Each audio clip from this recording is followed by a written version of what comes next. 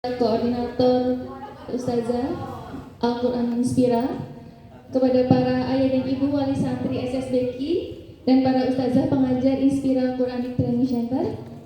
Alhamdulillahirrahmanirrahim, segala puji bagi Allah Subhanahu wa Ta'ala yang telah memberikan kepada kita semua nikmat iman, nikmat Islam, dan tentunya nikmat sehat, sehingga pada pagi hari ini ayah dan ibu, kebanyakan ibu-ibu ya, diberikan kesempatan terbaik untuk bisa hadir di sini. Salawat dan salam kita curahkan kepada Nabi besar kita, Nabi Muhammad SAW, yang kita nantikan syafaatnya di hari kiamat. Baiklah, ibu-ibu wali santri dari SSBQ dan juga bapak dari Inspira Quran Training Center, pada pagi hari ini izinkan saya dengan Ustazah Fitra untuk membawakan acara pada pagi hari ini. Untuk susunan acaranya yaitu yang pertama pembukaan, yang kedua hafalan surat dan doa, dilanjutkan dengan acara inti, kemudian sesi tanya jawab, dan ditutup dengan penutup.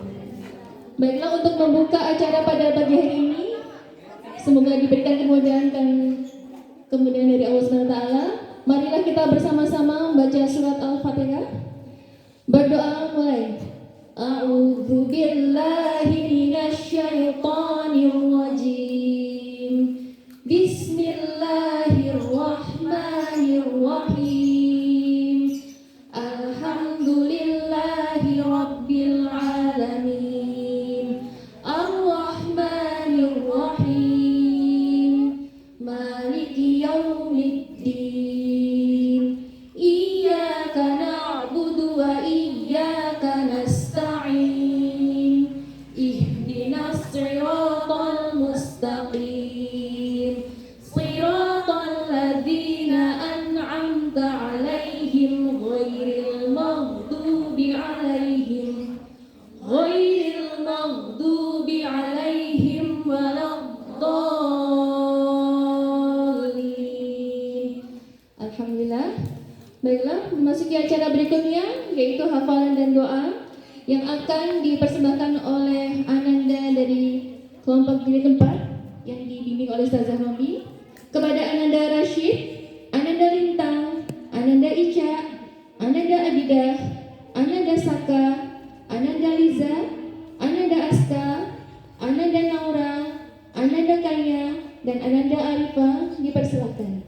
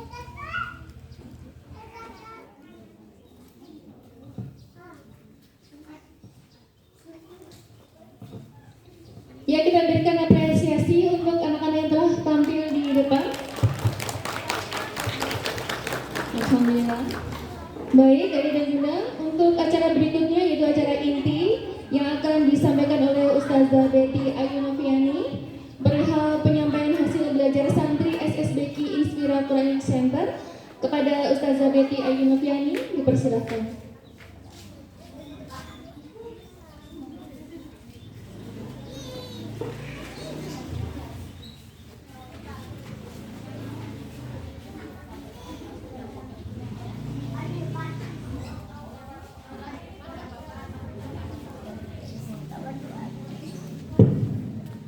Bismillahirrahmanirrahim. Assalamualaikum warahmatullahi wabarakatuh.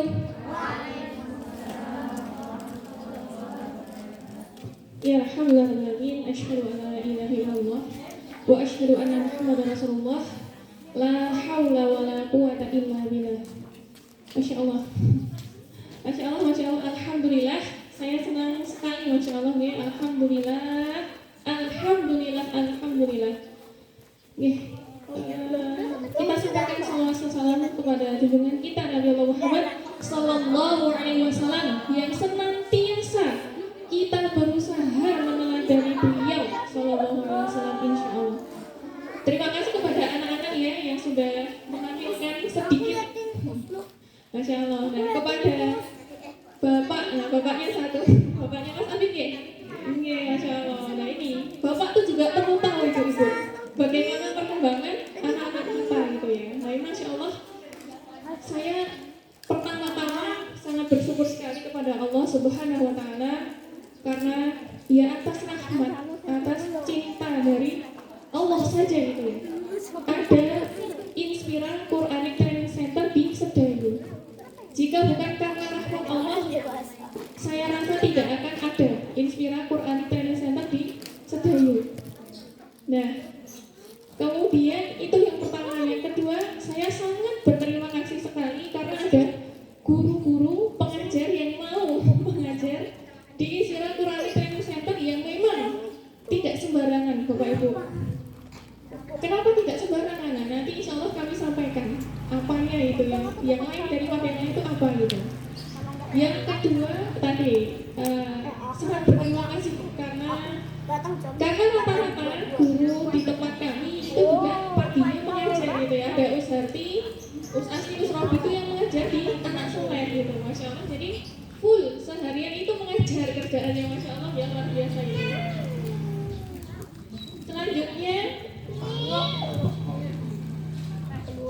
Selanjutnya saya sangat berterima kasih, sangat bersyukur karena Bapak Ibu sekalian, Ayah Bunda sekalian mempercayakan putra-putrinya belajar Al-Quran gitu ya di Inspira Quranic Training Center. Ini juga pasti karena rahmat Allah. Coba Bapak Ibu kalau ditanya kok bisa dapat info ada kami dari mana, Bapak Ibu? Dari teman ya, rata-rata ya? Dari saudara ya? Iya.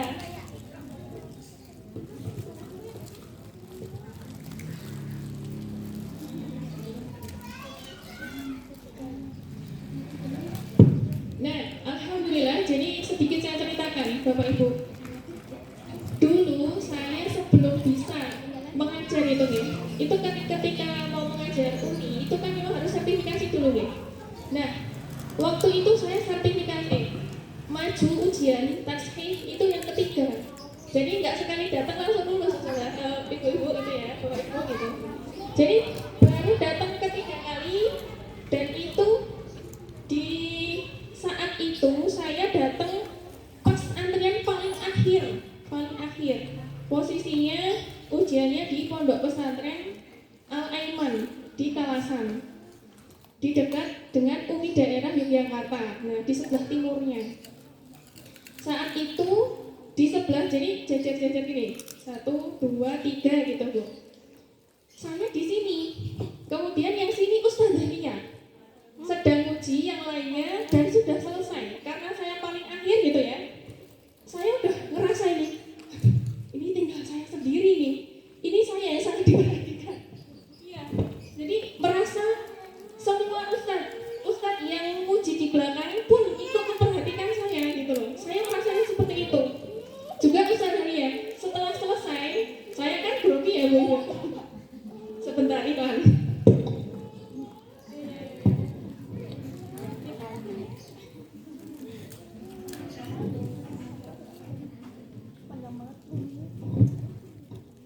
bismillah lanjut lagi.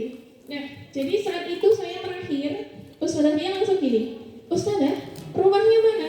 Sedayu. Loh, kok Sedayu? Sedayunya mana? Langsung gitu. Nah, saya batin, wah ini penguasa Sedayu ini, karena kok tanyanya gitu loh. Nah, terus maksud saya penguasa Sedayu dalam hal keunian ya, bukan yang lain gitu.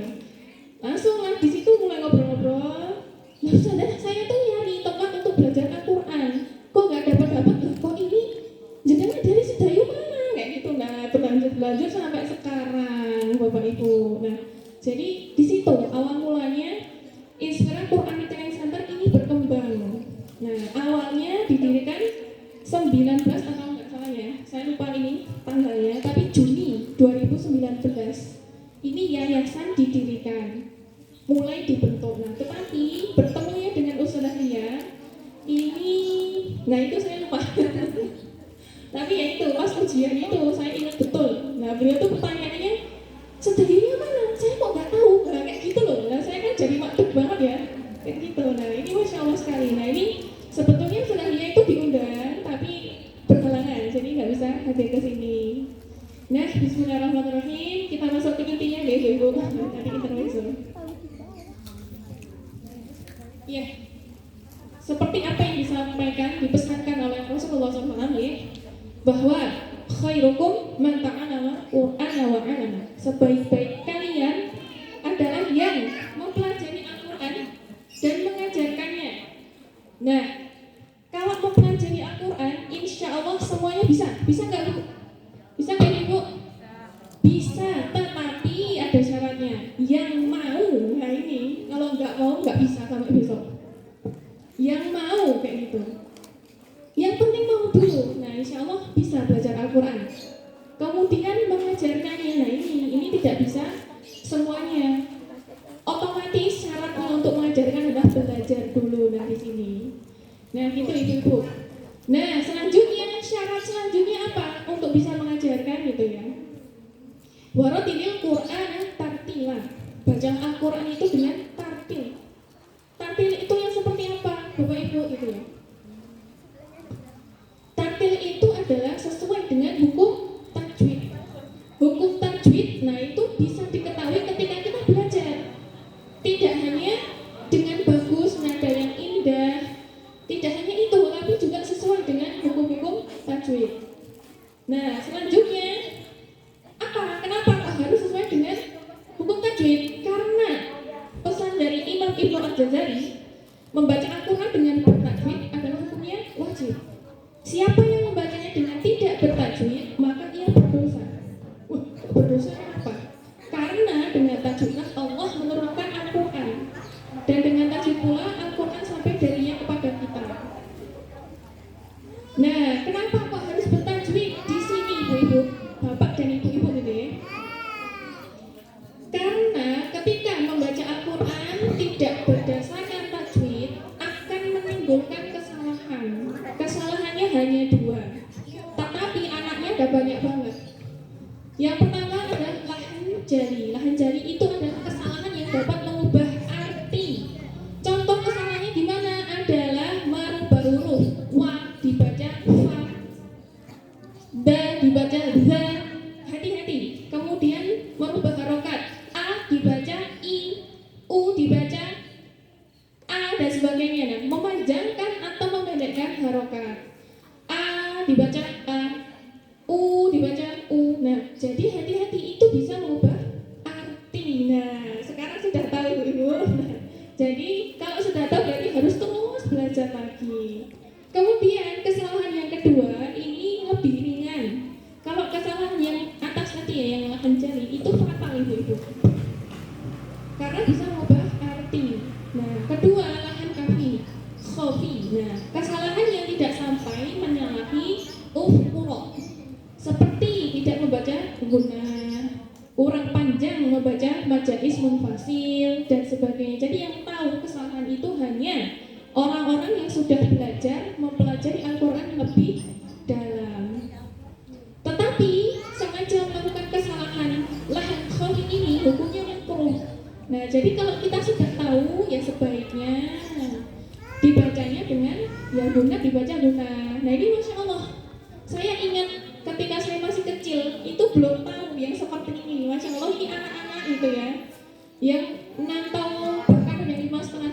sudah belajar Al-Quran ini Masya Allah sekali, rezeki dari Allah gitu. Masya Allah. Nah, ini salah satu contohnya Bapak Ibu. Ketika kita membaca Al-Quran itu salah. Salahnya di mana? Hanya mengganti satu huruf wa. Hati-hati itu ya. Gini, bacaan benarnya Alhamdulillahi Rabbil Alamin. Ha, di sini ha, nggak kelihatan ya ini. Nah, ha, al-ha. Tapi dibaca salah seperti ini. Alhamdulillahi Rabbil Alamin. Nah, ini mengganti huruf ha dengan ha. Kalau alhamdulillah itu artinya segala puji bagi Allah Rabb semesta alam. Bacaan salahnya artinya segala kehancuran bagi Allah Rabb segala penyakit. Nauzubillah min dzalik. Hati-hati sekali Bapak Ibu ketika kita membaca Al-Quran. Hati-hati banget gitu. Ketika hati kita magrib gitu, berarti otomatis diulang lagi. Apa ya tadi yang salah kayak gitu. Saya juga walaupun gitu ya sudah belajar sampai sekarang pun harus terus belajar Bapak Ibu. Kenapa? Ya belajar Al-Quran ini sepanjang hayat, nggak ada habisnya. Apalagi anak-anak yang usianya masih muda-muda, sangat muda gitu ya, Masya Allah sekali. Nah, kemudian contoh yang lain nih. Wa amtorna alaihim matoran. Tonya pendek. Ini yang benar. Artinya dan kami turunkan kepada mereka hujan batu. Ini tentang ayat azab ya. Kemudian yang satunya yang salah itu tonya dibaca panjang. Wa amtorna alaihim matoran. Matoran. Padahal yang benar tonya yang pendek.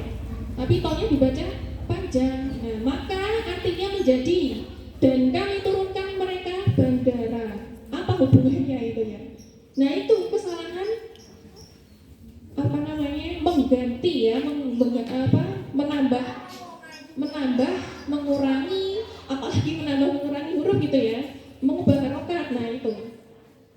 Kemudian contoh yang lain, mengubah harokat, fathah menjadi kasroh menjadi dhammah atau selainnya.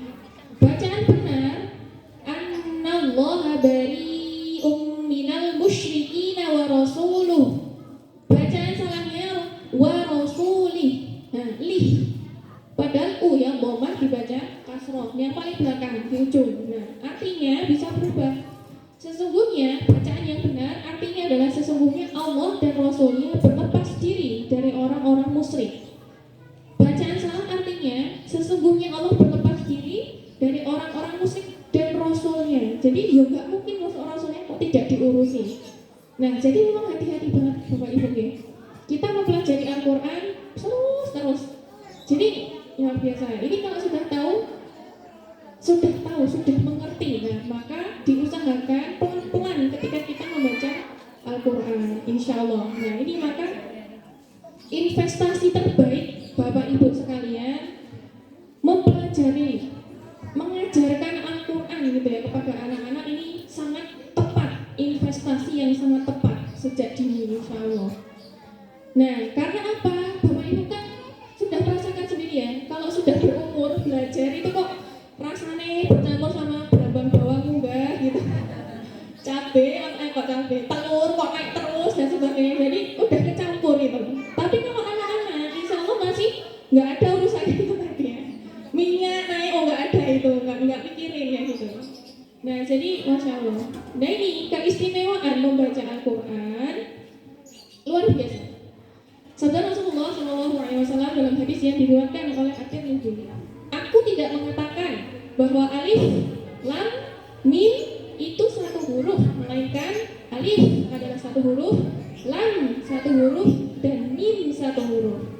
Bapak Ibu yang sudah belajar ini ya, tahsin itu ya, belajar memperbaiki baca Al-Quran, kira-kira diperbaikinya berapa kali? Berkali-kali. Disitulah harus kita meyakini bahwa kita panen pahala insya Allah gitu ya. Jadi jangan salah itu, alif lam mim aja tidak dihitung satu huruf gitu.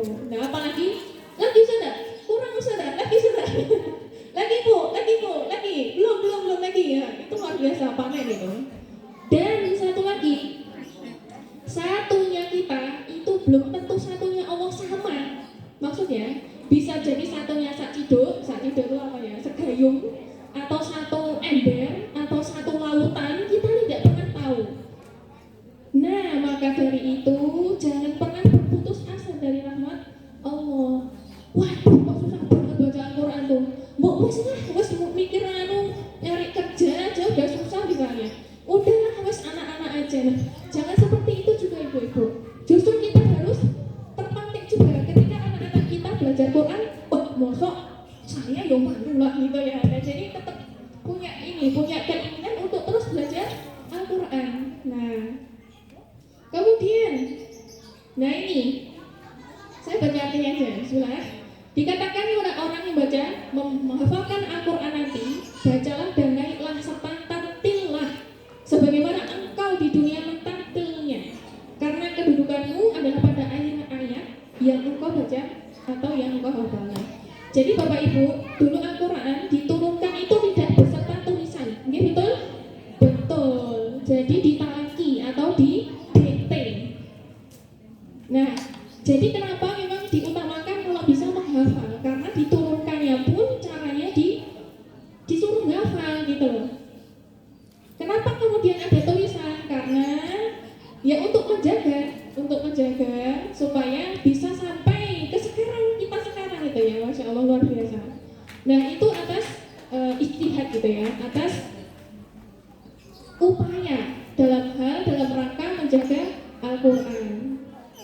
Nah, tetapi yang lebih utama Bapak Ibu adalah menghafalnya. Nah, kemudian sekarang kita belajar membaca Al-Quran adalah awal dari pengennya menghafal. Betul atau betul? Insya Allah betul.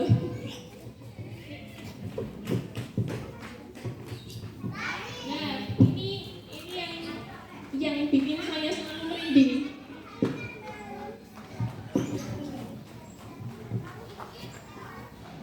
Karena saya sudah merasakan menjadi orang tua. Nah ini saya tuh selalu ingat gitu ya dengan bapak ibu saya gitu. Sudah banting tulangnya kayak gitu. Bahkan sampai sekarang gitu ya. Tidak ada hadiah yang paling indah gitu ya.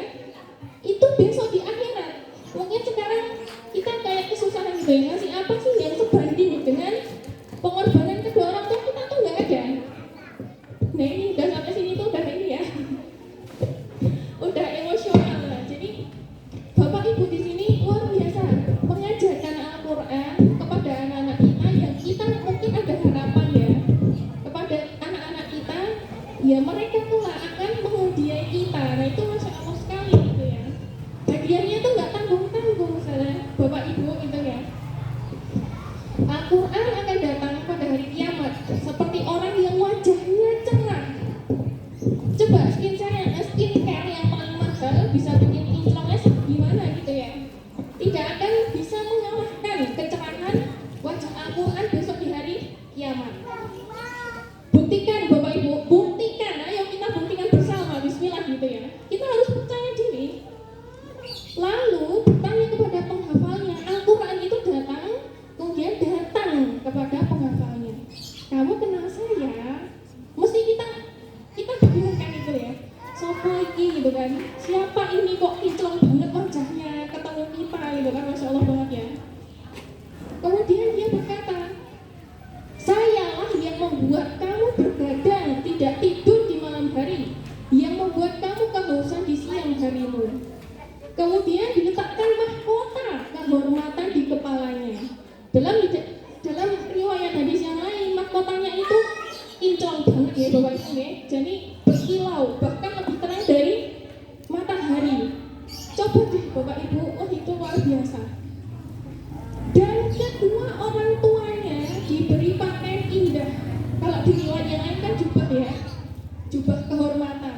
Itu yang tidak bisa dinilai dengan dunia dan seisinya. Ini luar biasa. Ini luar biasa. Lalu orang tuanya kan kaget pasti ya. Ini aku dapat apa gitu kok? Baju yang luar biasa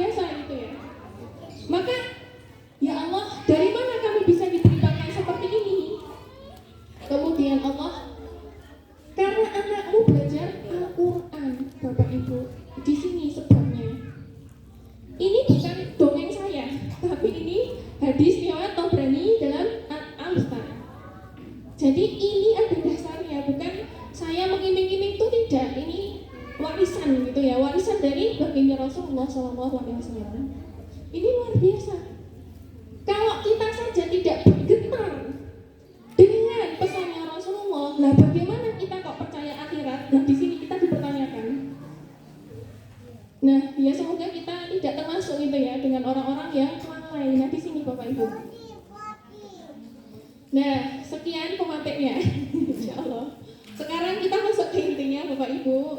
Insya Allah dengan adanya Inspira Quranic Training Center, kita berikhtiar bersama-sama, saling bergandengan tangan, saling mendoakan. Gitu ya Bapak Ibu ya, Insya Allah. Nah, nama yayasannya adalah Yayasan Quran Inspira Indonesia. Nah, mungkin sedikit mengenalkan juga kepada Bapak Ibu yang baru mendaftar ya. Nah, kemudian nama lembaganya adalah Inspira Quranic Training Center. Kok panjang banget ya?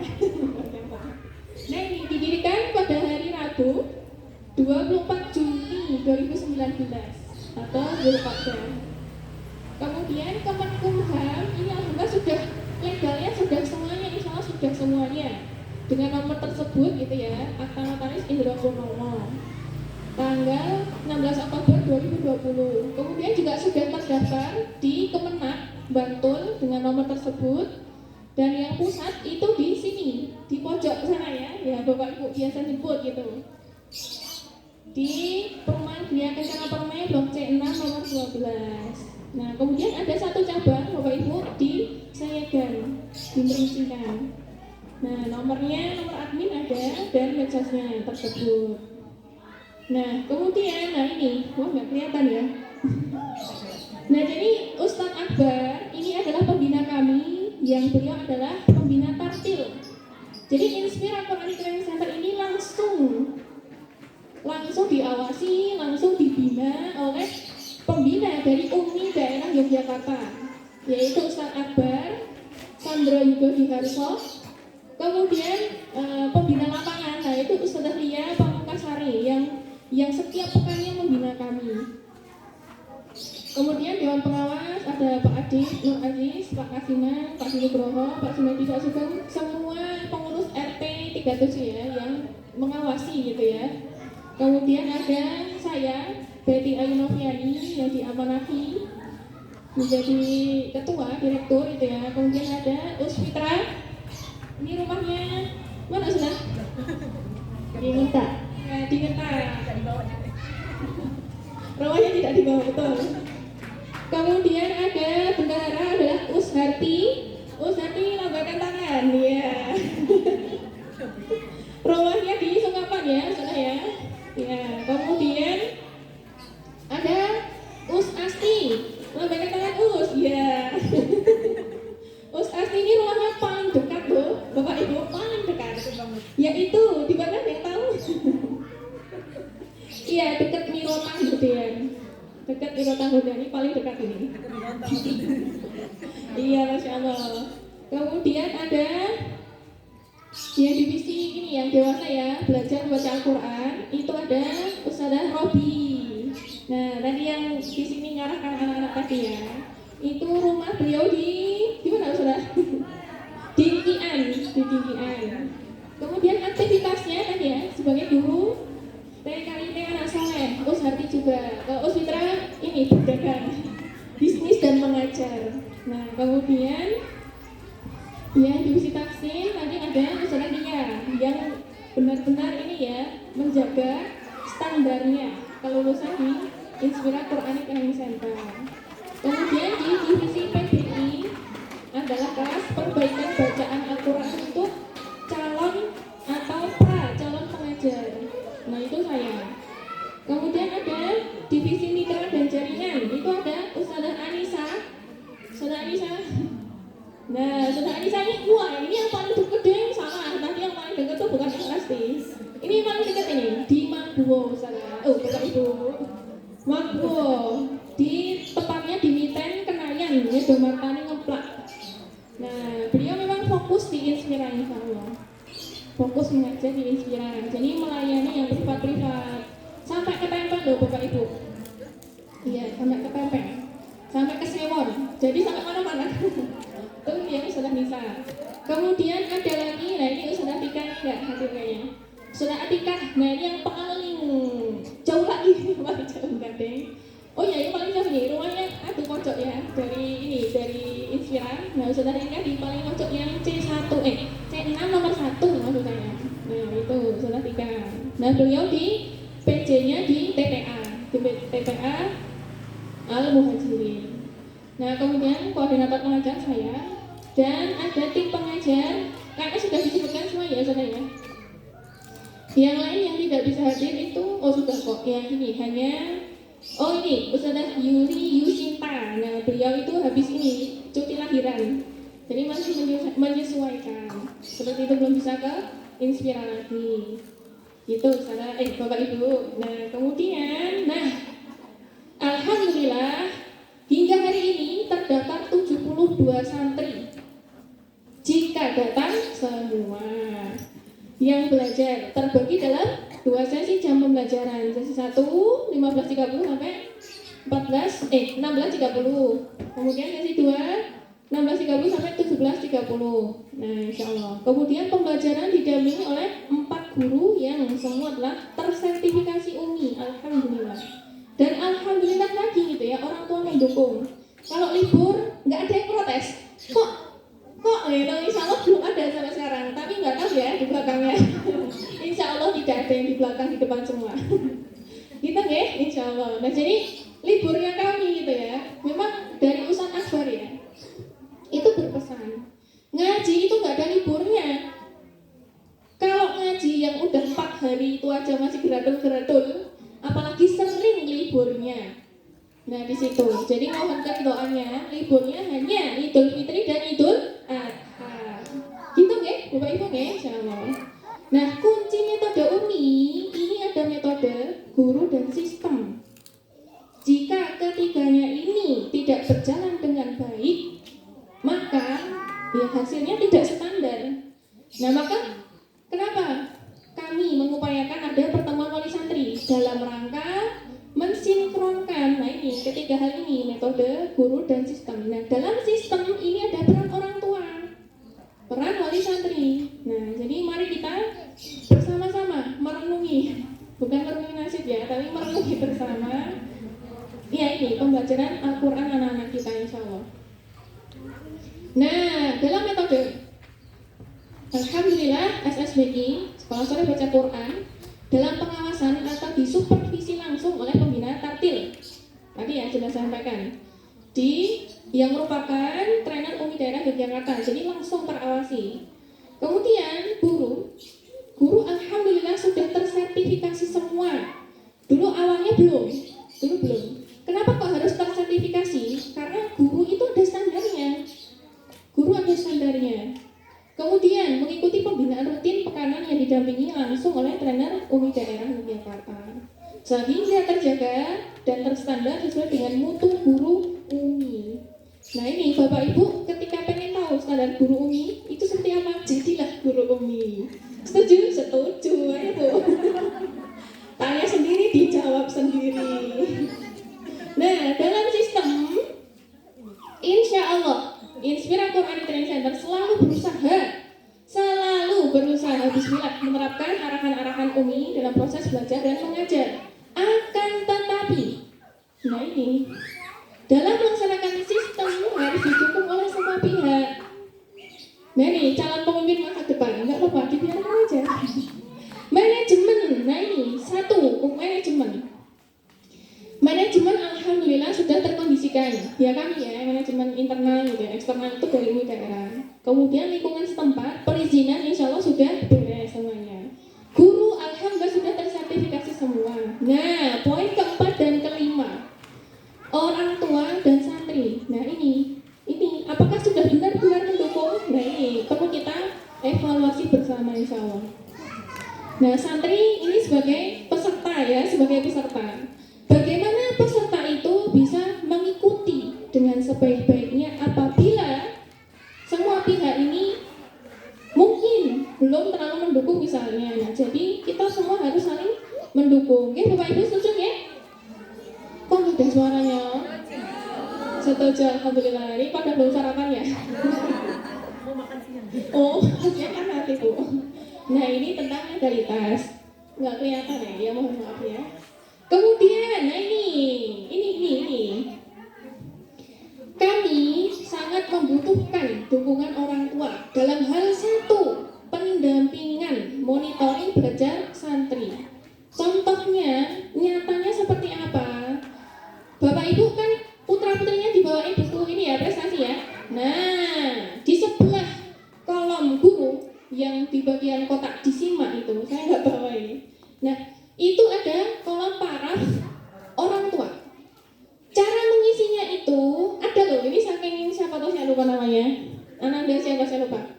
Saking segepnya belum diisi sama ustazahnya itu bagi pondok ini semua. Wah, luar biasa. Ini yang disetorin apa ini gitu loh. Nah, jadi itu saking semangatnya berarti.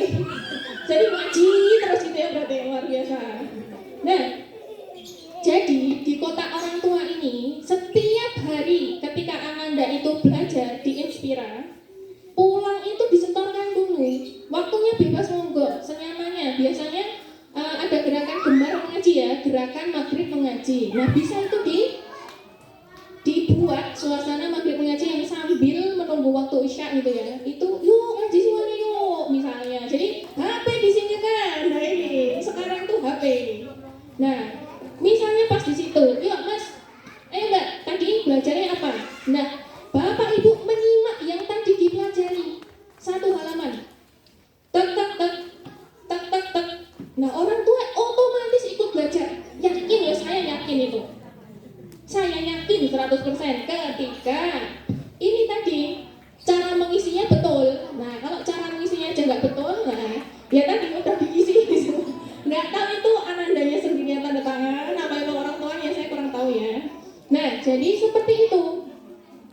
Misalnya Senin, belajar halaman 5 misalnya. Nah, Bapak Ibu lihat dulu, didengerin dulu, disimak dulu. Oh ya, bagus, tanda tangan apa di paraf. Besoknya, hari Selasa, halaman 6. Atau misalnya, kok yang lain, kok ini bebas, kenapa Mbak? Ini kenapa Mas? Oh ya, tadi ada yang salah 2 misalnya. Nah, di situ ada interaksi. Tidak hanya sekedar kita memasrahkan pembelajaran anak-anak kita kepada gurunya. Nah, di situ ada interaksi, ada komunikasi kita dengan anak-anak kita, ada kedekatan. Saya percaya Bapak Ibu sudah lelah mencari ma'isyah gitu ya, mencari uang, mencari segala daya dukungnya. Tapi Bapak Ibu, Mas. Tapi yang paling penting, yang paling utama sejatinya kan ya mereka, anak-anak kita ya. Ya di sini ya, sini nih temenin nih Dek Zara, Mas. Nah, ada iklan nanti yang nonton rekamannya. Jadi kan yang tidak bisa hadir itu ya mau tidak mau nonton rekamannya. Nah, ini nanti lihat iklannya. Iya, dan jadi tadi ya Bapak Ibu insya Allah sudah tersampaikan ya. Minta tolong dengan sangat gitu ya. Disemak di rumah. Kemudian diparaf. Setuju ya? Insya Allah bisa ya? Setuju. Nah, kemudian adalah mengerahkan segala daya dukung untuk Ananda agar bisa hadir setiap hari. Kenapa kok harus hadir setiap hari? Karena setiap hari materinya bertambah, Bapak Ibu. Eman-eman sekali kalau anak-anak itu ketinggalan. Eman-eman. Karena apa? Ketuntasan itu berdasarkan kelompok. Kalau berdasarkan orang per orang, anak per anak, itu nanti setiap hari berarti rolling kelompok. Maksudnya nanti saya ini jelaskan lagi di belakang yang tentang rolling kelompok. Karena ketuntasan kita berdasarkan kelompok. Jadi Bapak Ibu mohon sekali dengan sangat gitu ya. Bagaimana caranya Ananda, anak-anak gitu, itu bisa hadir setiap hari Senin sampai Kamis. Senin, Selasa, Rabu, Kamis. Kalau misalnya hujan, bulan, dan sebagainya, yuk kita lihat kondisi. Kalau memang betul-betul tidak memungkinkan, ya piye lagi, bagaimana lagi, karena itu kondisi darurat. Jadi kondisi darurat itu apa Bapak Ibu? Yang mengancam jiwa raga kita. Tapi kalau aku kesel banget ya Bapak ini sekong. Tapi kalau yang masih bisa ditolerir itu, nah ini kita tuh sebetulnya yakin nggak sih kita tuh sebenarnya sungguh-sungguh tidak gitu kan mengajari Al-Quran untuk anak-anak kita. Nah ini yang saya gitu ya, kadang-kala ada gitu ya yang tipikal orang tua yang wah banyak wahnya gitu loh. Nah itu ya ibu saya sekali, mohon maaf sekali, bukan saya tuh maksudnya nyentil tapi memang menyentil. Jadi memang ya mohon maaf sekali gitu ya, sekali lagi Bapak Ibu, ini saya bertanya kembali, serius nggak Bapak Ibu ingin anak-anak itu bisa membaca Al-Quran? Serius nggak Bapak Ibu? Nah serius tuh harus dibuktikan. Nah betul, jadi ya seperti itu, bismillah, ada konsekuensinya. Gini Bapak Ibu nggih? Iya, bismillah. Nah ini tadi sudah saya sampaikan yang poin ketiga. Tidak ada libur mengaji, libur hanya Idul Fitri dan Idul Adha. Bahkan kalau bisa di rumah itu tetap di murojaah yang tadi halaman sebelumnya. Yuk enggak besok lupa, ayo besok biar bisa langsung tek. Wah, jangankan anak-anak gitu ya. Nah, ini apalagi kalau orang tua, mikirnya kan udah seminggu kemudian udah mikirin apa lagi. Ketika datang diangetin pun masih dingin terus itu ya. Ini lebay, nah kayak gitu. Nah anak-anak ini harus juga diulang-ulang terus pelajarannya gitu.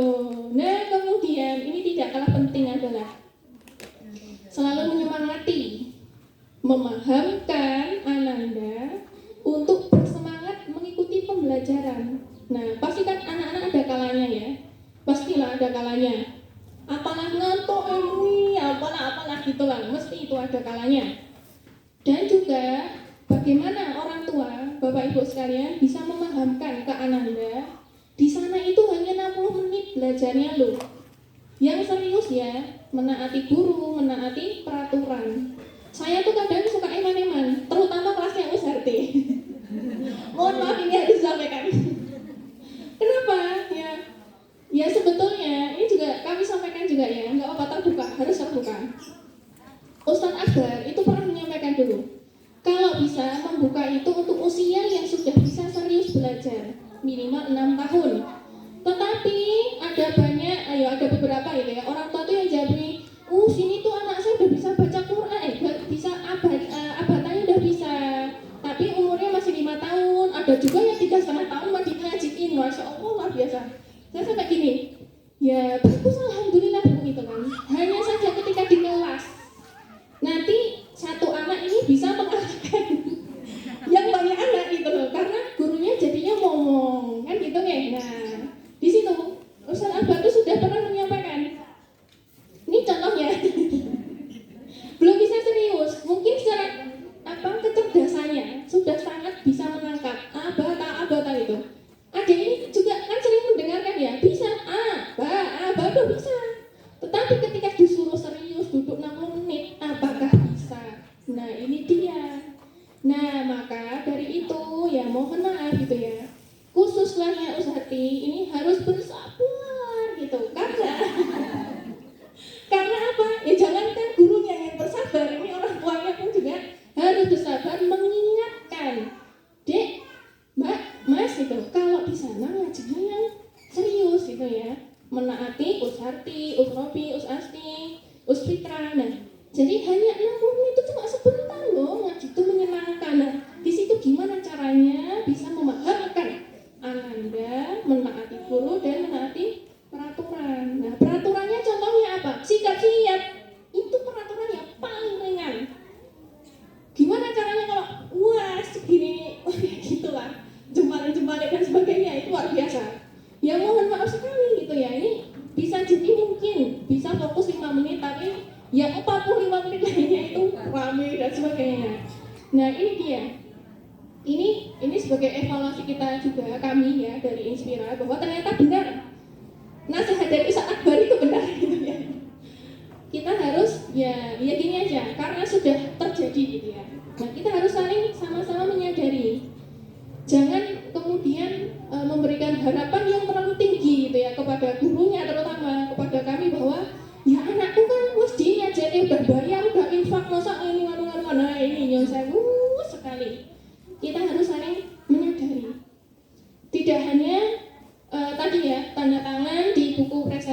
kemudian mengantarkan, dan selesai. Tidak hanya itu Bapak Ibu, tapi juga memahamkan setiap hari, menyemangati setiap hari, itu sangat penting. Dan yang paling penting adalah mendoakan. Mendoakan ini, nah ibu-ibu tuh hati-hati banget loh. Ini sedang ngerasain soalnya ya. Kita nggak tahu waktu mustajab doa kita itu kapan. Biasanya kadang-kadang pas rodok nyesek hatinya itu pates gitu. Nah maka pas itu hati-hati berucap Bapak Ibu. Jangan lupa. Nah di situ hati-hati sekali. Doa yang ekspres itu kadangkala biasanya itu momentum ketika hatinya mangkel. Nah itu mengucapnya, doain mau khatam Quran, gitu aja, atau apa gitu loh. Jangan bocah kok wah jangan sampai Bapak Ibu, di stop banget itu, direm kayak gitu. Doa aja, di Qoriah misalnya, atau apa itu. Nah, jadi hati-hati itu dengan lontaran-lontaran kita. Terutama ibu-ibu nyuwun sewu, karena memang luar biasa ya. Ibu-ibu itu kan stoknya kata banyak ya. Wah, ABCD sampai Z kayak gitu nggak habis-habisnya itu. Sampai anaknya udah pergi sampai mana, jadi mereka masih ngomong. Itu saya rasakan juga gitu loh. Jadi memang ya ini luar biasa Bapak Ibu. Nah selanjutnya maka tadi ya, kalau bisa doa saja isinya, doakan yang terbaik, jangan yang lain. Nggih, Bu, setuju nggih? Setuju. Buat anak-anak kita kok, bukan anak yang lain Pak. Iya. Nah ini Bapak Ibu. Kelihatan nggak ya? Agak terlihat. Standar ketuntasan belajar, satu jilidnya itu menghabiskan waktu 3 bulan. Tetapi kalau itu dibaca ini ya, bentar, belum selesai. Totalnya ada 7 jilid, 1 sampai 6 plus jilid ghaib. Dikali 3 bulan maka 21 bulan, atau ya paling untuk pemantapan gitu ya, itu 2 tahun. Tadarus Al-Quran itu minimal 6 bulan, 1 semester. Maka 2,5 tahun plus 6 bulan memantapkan sebelum munakosyah. Munakosyah itu ujian akhir. Maka butuh waktu 3 tahun untuk belajar Al-Quran, insya Allah. Nah, dalam 6 bulan memantapkan sebelum munakosyah ini ada pelajaran sholat dulu, kemudian semua yang masih perlu dimantapkan. Kayak gitu Bapak Ibu ya, bismillah. Nah di sini ini kalau syaratnya datang setiap hari 4 kali dalam sepekan dan tepat waktu. Nah ini ada ananda itu yang datangnya udah setengah lewat, udah baru setengah jalan baru datang. Ini memang banget materi menghangatkan itu di depan. Nah kalau ananda itu datangnya udah setengah jalan, nggak bisa itu menghangatkan materi kemarin. Jadi setiap detiknya, setiap menitnya itu ada materinya. Gitu nggih Bapak Ibu nggih? Nah, kemudian syarat yang kedua apa? Setiap kedatangan bisa membaca 1 halaman dengan tuntas. Tuntas itu ya lancar, tidak ada kesalahan. Kalaupun ada, gurunya itu cuma diam dulu gini. Coba lagi yang teliti yang ini. Dia bisa membenarkan sendiri. Ananda bisa membenarkan sendiri, maka itu tidak dianggap kesalahan. Tapi kalau udah Mas yang ini loh, ini udah dihitung kok salah terus, berarti dihitung kesalahan. Coba ini loh panjangnya 1 ayun, panjangnya dan sebagainya. Nah, jadi ada standarnya. Kemudian apa? Konsentrasi dan mentaati perintah guru. Ya ini tadi kalau baru disikapnya udah jempalik, waduh gitu. Nah ini pasti ada yang tidak tuntas di situ. Nah, sehingga 60 menit belajar setiap harinya dapat mencapai target ketuntasan. Begitu Bapak Ibu. Nah, berarti sudah kita bisa membayangkan ya. Kalau anak-anak kita, terutama yang kelas usaha ini, apakah bisa 3 tahun tuntas? Nah, Allahu a'lam ini ya. Saya juga tidak yakin. Karena memang kelas ngomong Bapak Ibu ya. Jadi yang sewu, mungkin yang kelas sesi 1. Nah, itu agak bisa lah, paling ya 3,5 tahun kali ya, atau gimana, tapi insya Allah masih bisa karena sudah secara usia gitu ya, itu sudah bisa diajak serius gitu. Tapi memang ya namanya anak-anak lah ya, kayak gitu, harus selalu diingatkan. Nah, maka kami mohon kerjasamanya antara pengajar juga kepada orang tua tua sekalian. Siap ya Bapak Ibu? Kalau anak-anak jawabnya siap Ustaz, Allahu Akbar. Gitu. Nah, kemudian ini ya pemberitahuan di awalnya ini. Awal itu dibuka jadwal PSB ya, yang sesi 1 itu dimulai 4 Oktober 2021.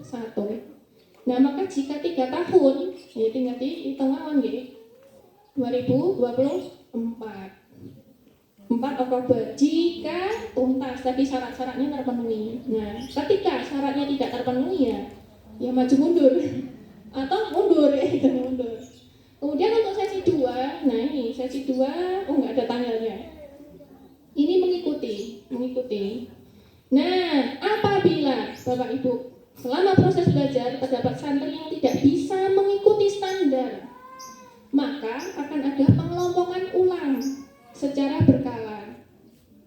Kenapa? Dasar pengelompokan ini berdasarkan pencapaian ketuntasan. Kan ada anak-anak itu yang Senin berangkat, Selasa nggak berangkat, Rabu berangkat, Kamis nggak berangkat, itu ada juga. Kira-kira secara pencapaian tuntas nggak? Tidak. Masa mau dibarengin sama anak-anak kita yang sudah tuntas? Ya kasihan, ya? Betul?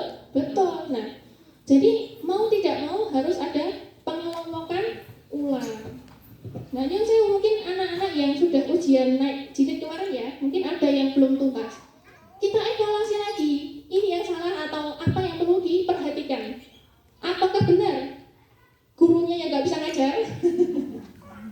Ataukah kitanya sebagai orang tua yang memang mungkin menyemangati kurang atau memahamkan kurang. Nah, ini perlu kita lihat juga bersama. Setuju nggak Bapak Ibu nggih?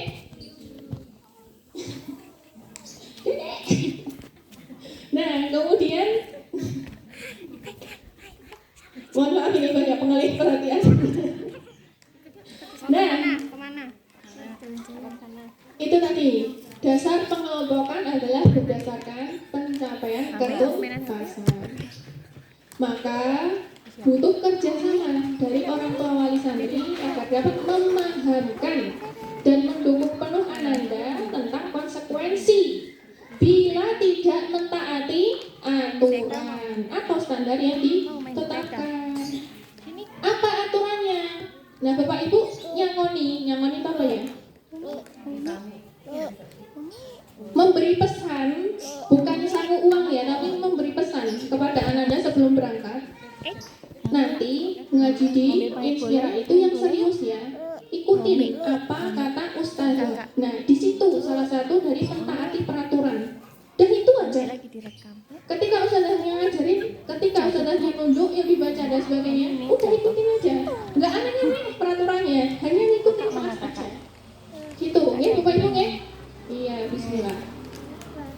Nah, tentang pengelompokan ulang, saya sangat menyayangkan ketika mungkin ada ananda yang merasa mungkin, loh, kok aku turun jilid misalnya, padahal sejatinya bukan turun jilid, tapi sedang masih harus dimantapkan di situ. Nah, ini harus kita pahamkan ke anak-anak kita, Mas, Mbak, ini bukan turun jilid, tapi memang harus dimantapin lagi. Nanti ketika, nah ini sebelum makanya kemarin ini ya sudah sedikit bocoran pengumuman akan dikelompokkan ulang. Nah, tetapi nama-namanya belum kami sampaikan. Memang sengaja karena biar siap dulu orang tuanya. Orang tua kalau belum siap nanti anaknya tantrum kok pindah kelas dan sebagainya. Wah, ikut tantrum, nah ini bahaya. Tantrumnya anak itu bisa selesai dalam hal ya menit lah ya atau bahkan jam itu paling lama kalau jam. Tapi tantrumnya orang tua berbulan-bulan, Pak Ibu, itu bisa terjadi. Jadi mangkelnya itu nggak habis-habis itu loh. Saya suka heran gitu loh. Nah kayak gitu. Jadi, nah sebelum tantrum itu terjadi pada orang tua, maka harus ada pertemuan wali. Nah betul ya sudah Bapak Ibu. Nah mohon maaf ini bahasanya luar biasa. Nah jadi memang tadi tujuannya supaya berjalan sesuai dengan ketuntasan. Jadi Bapak Ibu tidak ada keberatan ya. Insya Allah tidak. Apabila nanti Ananda dikelompokkan sesuai dengan pencapaiannya.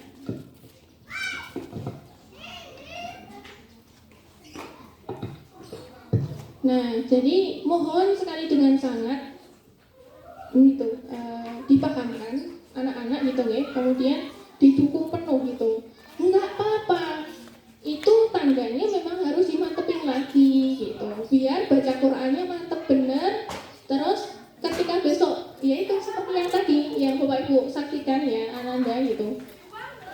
Ketika sudah munakosyah maka akan ada khotaman dan imtihan. Nah itu akan disaksikan oleh semua orang tua, oleh santri, kemudian juga tamu undangan. Tamu undangan itu nanti ada dari pejabat-pejabat dan juga mungkin ada masyarakat umum yang ya dipilih ya. Kemudian ada tes mendadak.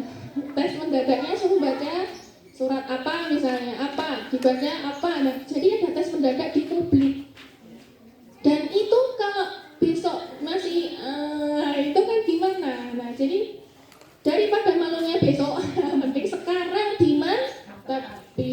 Nah, jadi harus dipahamkan seperti itu anak-anak. Siap ya Bapak Ibu?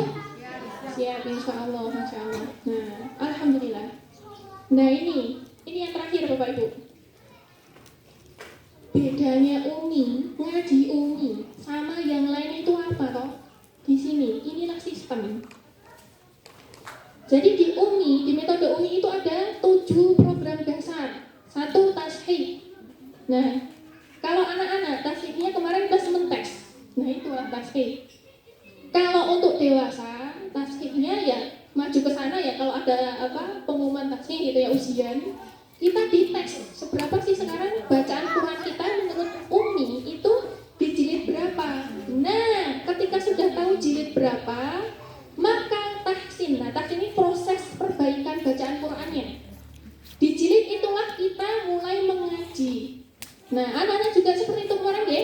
Nah, jadi dites dulu, oh, anak-anak siapnya di jilid ini. Kalau memang sudah siap di jilid 3, ya mulai dari jilid 3.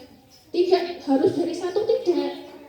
Nah, kemudian nanti ada sertifikasi. Ini bagi yang mau ngajar. Kalau anak-anak nanti ada tadi munakosyah, ada khotaman dan imtihan. Nah, untuk coach ini untuk manajemen. Jadi ada pembinaan gitu ya, pembinaan dan pelatihan gitu. Kemudian ada supervisi. Sudah sejauh mana sistem Umi ini diterapkan di lembaga? Nah, ini ada supervisinya. Begitu Bapak Ibu. Kemudian ini ada 10 pilar mutu, ini banyak. Intinya, jangan intinya, biar tahu aja, biar tahu sekalian. 1, mutunya adalah goodwill management. Apa itu? Ya, semua mendukung, semua pihak mendukung.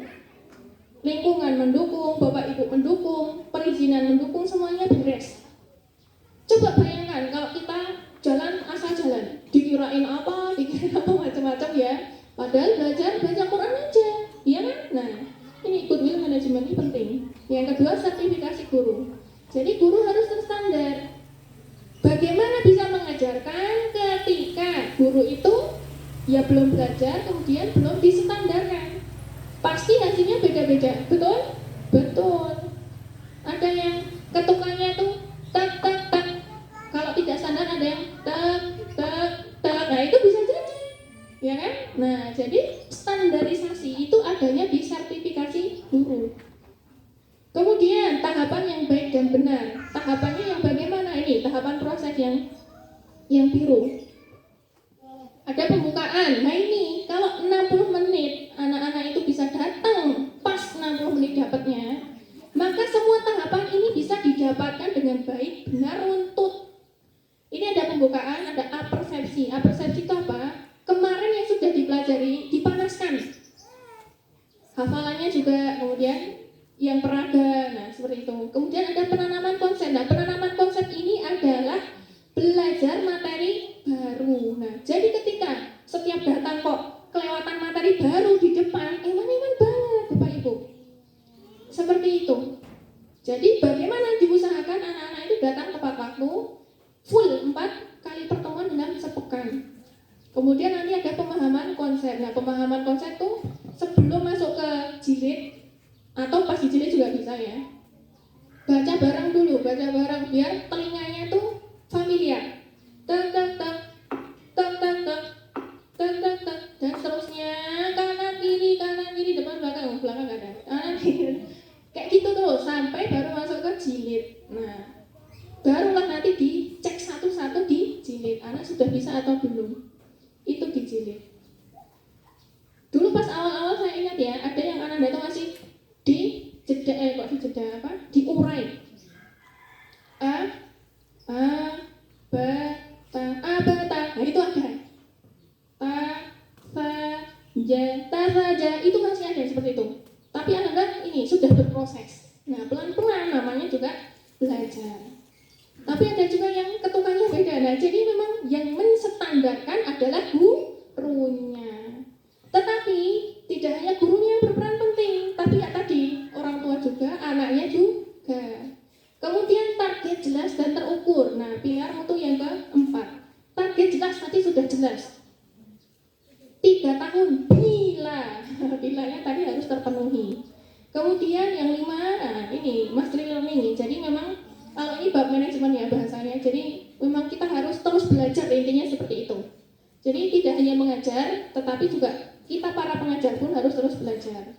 Kemudian waktu yang memadai, minimal 60 menit, itu minimal banget. Yang paling bagus Bapak Ibu, saya bocorkan. Kalau di lembaga non formal, jadi kami itu kan non formal ya, itu yang paling ideal itu sebetulnya 90 menit. 60 menitnya untuk belajar tartil, baca Qur'annya, menuju baca Qur'an. Kemudian yang 30 menit itu materi doa, materi sholat, jadi beriringan. Sebetulnya seperti itu. Tetapi, nah ini saya juga bingung kalau diterapkan beneran, kan ya rata-rata ada yang ini agak salah ya. Nah itu kalau mau full besok gimana? Ini saya juga bingung ini. Ya nggak apa-apa, nanti kita lihat perkembangannya bisa seperti apa gitu di lapangan. Nah kalau mau di 90 menit, sepertinya belum bisa. Maka insya Allah jalan yang terbaik sekarang saat ini ya sudah fokus ke bacaan dulu. Baru nanti ketika bacanya sudah terlihat sudah lebih baik, ditambah materi KTP-kian, materi tadi bacaan sholat, bacaan wudu dan sebagainya. Jadi itu nanti begitu. Nah kemudian quality control internal dan eksternal, nah ini kami akan sudah diawasi langsung. Nah ini sudah terlewati tercentang. Kemudian rasio dan siswa, rasio guru dan siswa yang proporsional. Jadi antara guru dan siswa itu tuh ya pas gitu loh. Jangan terlalu banyak. Jadi maksimal satu kelas itu 12. Tapi kalau kelasnya USAT saya nggak yakin 12 kayak apa itu. Masih uyek apa gitu, nggak yakin lah ya. Gitu. Jadi memang menyesuaikan. Minimal itu 8 anak. Minimal 8 anak, maksimal 12. Kalau yang dewasa bisa sampai 15. Karena dewasa kan mosok ya arep di kelas berapa gonamu piro, nggak mungkin ya. Jadi mesti fokus gitu loh kalau yang dewasa. Tapi kalau anak-anak kan wah, ustazahnya mengong kesini sedikit aja udah sananya udah ngerumi sendiri ya, itu kadang seperti itu. Nah jadi memang ya gitu, rasionya harus tepat, rasionya harus proporsional.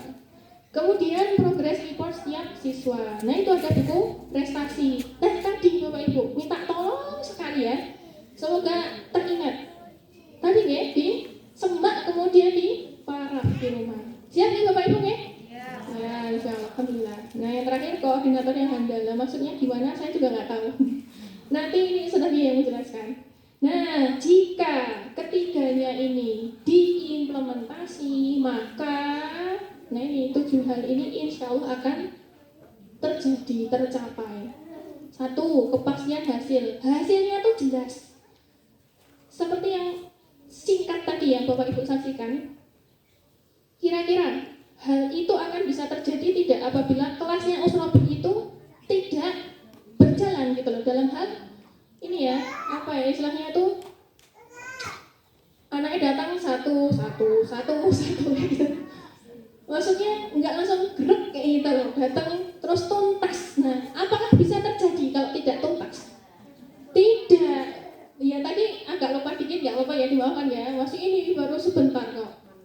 Pemanasannya surat Al-Adiyat tadi ya. Nah di situ kalau sering diulang-ulang kemudian mencapai ketuntasannya setiap harinya, insya Allah hasilnya tuh terlihat. Nggih, Bapak Ibu nggih. Nah kemudian kualitasnya juga ya insya Allah ada kualitasnya tuh ada gitu loh. Nah, efektif, efisien, continue, mudah diduplikasi. Nah, kenapa? Karena terstandar. UMI ini sudah ada di seluruh Indonesia, Bapak Ibu. Metode UMI. Dan sama ketukannya, tak tak tak, semuanya sama seluruh Indonesia. Karena terstandar. Masya Allah. Dan harapannya doa kita bersama, ya ini berumur panjang. Amin. Nah, begitu Bapak Ibu, ini udah sangat akhir nih. Ini untuk pengetahuan kita bersama. Jalur sanad keilmuan metode UMI itu ada, Bapak Ibu. Jadi nggak usah ragu. Ini melalui Kiai Budowi Ma'arif. Nah, beliau ini pemegang sanad qiraah Asyara Asy-Syukra. Sanad ke-29 mutasil sampai Rasulullah SAW. Kemudian beliau bertiga ya, ada Kiai Budowi Ma'arif, ada Prof. Romorawi, ada Kiai Ihya Ulumuddin. Beliau ini pembina dari metode UMI, jadi UMI Foundation. Pusatnya ada di Surabaya. Kalau di UMI daerah Yogyakarta, ini Ketua UMI daerah Yogyakarta adalah Ustadz Kukuh. Nah Ustadz Ahliya ini cabang ya, Sedayu. Jadi beliau penguasa Sedayu untuk metode UMI. Masya Allah, luar biasa. Nah, ini adalah pembina jalur sanad keilmuan di metode UMI. Nah, ini sedikit perkenalan dari Inspira. Ada 2 cabang, yang Inspira pusat di sini, kemudian ini Inspira Saidah di Perincingan, sedang dirintis. Nah, matur nuwun, terima kasih jazakumullah khairan katsira Bapak Ibu semua atas kehadirannya, atas perhatiannya. Semoga bisa kita laksanakan bersama. Semoga kita sama-sama berlapang hati. Insya Allah ya Bapak Ibu ya. Saling mendoakan, saling mendukung.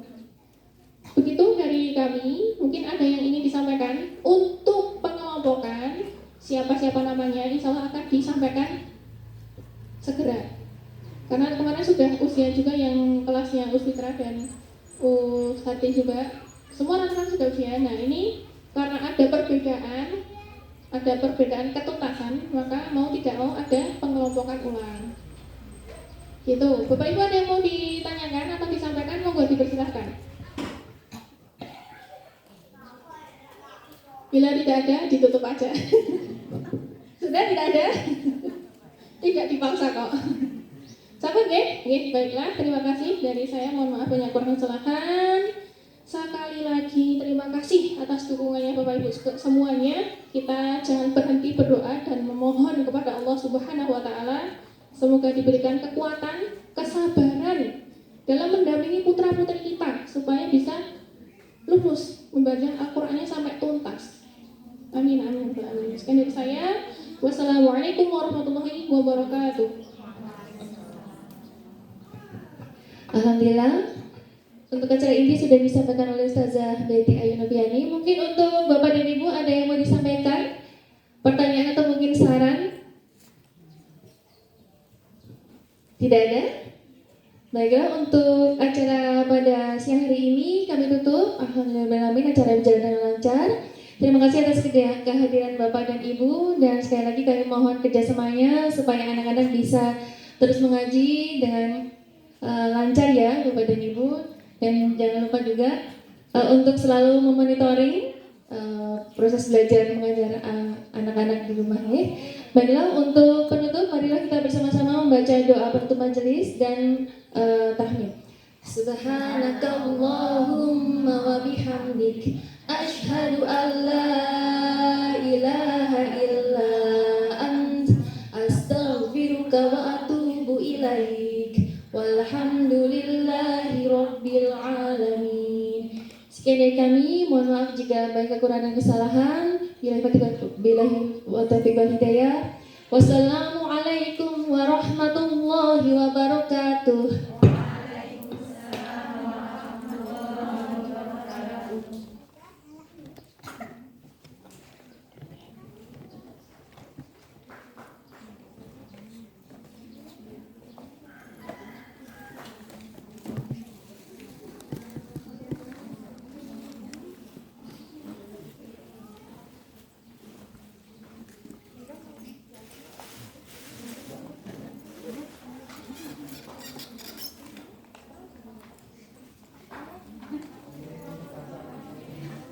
صلي عليك.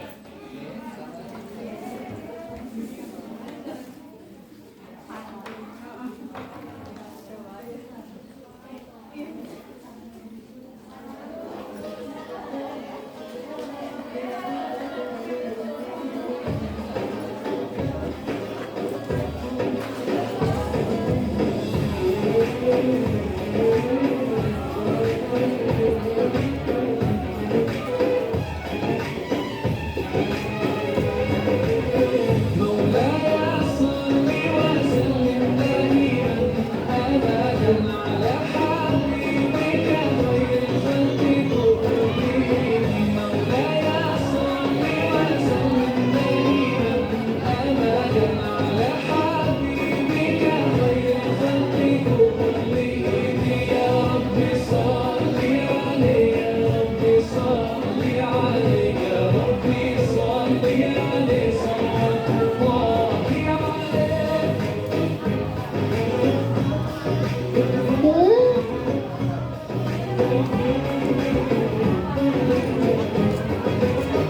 البدر كطلعته والجود جميل والشمس كبسمته ظل ضمير. هو عبد الله سيد الخلق ومصطفى وحبيب الله خير مبعوث برحمة الله. مولاي صل وسلم دائما ابدا على حبيبك خير الخلق كلهم. مولاي صل وسلم دائما ابدا على حبيبك خير الخلق كلهم. يا رب صل عليه، يا رب صل عليه، يا رب صل عليه صلوات الله عليه.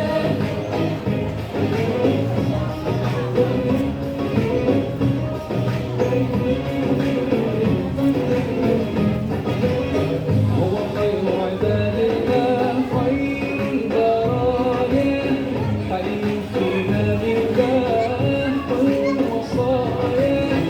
نسألك الله دائما يوما برسول الله من كوثره يروينا فتقبل يا ربنا. مولاي صل وسلم دائما ابدا على حبيبك خير الخلق كلهم. مولاي صل وسلم دائما ابدا على حبيبك خير الخلق كلهم. يا رب صل عليه، يا رب صل عليه، يا رب صل عليه صلوات الله عليه.